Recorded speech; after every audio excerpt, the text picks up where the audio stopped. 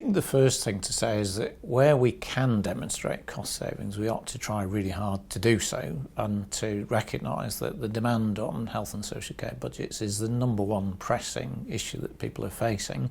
The problem is, of course, in practice, as you know, it's very difficult to demonstrate that within a very short time horizon. I mean, it is possible to demonstrate it within a medium-term time horizon. So the sort of time horizons that STPs and others are now thinking about, so 3 to 5 years, it's perfectly possible to get cost savings from public health interventions in that timescale. But it's also important, I think, to say that we don't just do public health interventions to save money. We do them because they're the right things. And the work that NICE has done over the last 12, 13 years evaluating public health interventions has shown that the vast majority are highly cost effective. Not everything, as you said earlier, but the vast majority are.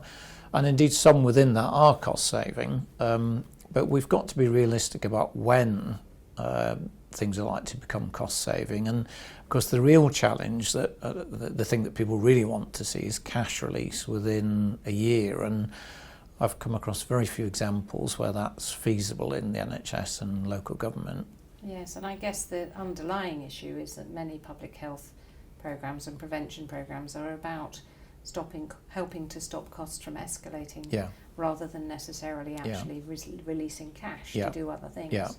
So that time trade-off in terms of what you would otherwise be spending, or what you would otherwise be seeing in terms of quality compromise.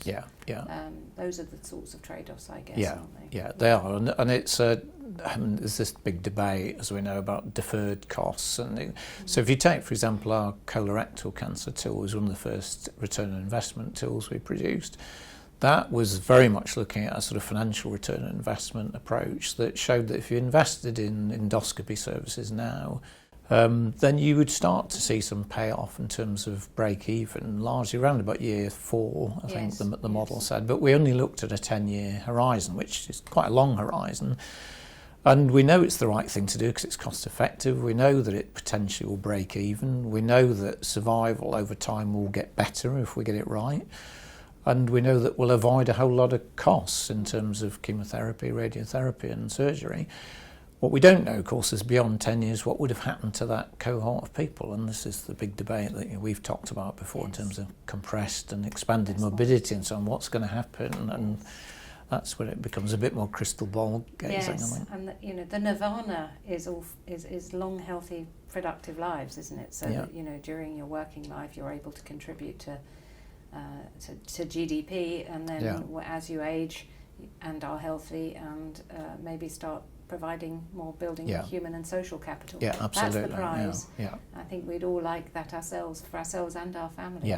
But ultimately, as you say, people are looking for the assurance that there's going to be a nearer term return on investment. And I guess one of the things that I would reflect back on as well is we've not been as good as we can be about collecting evidence on those long-term effects.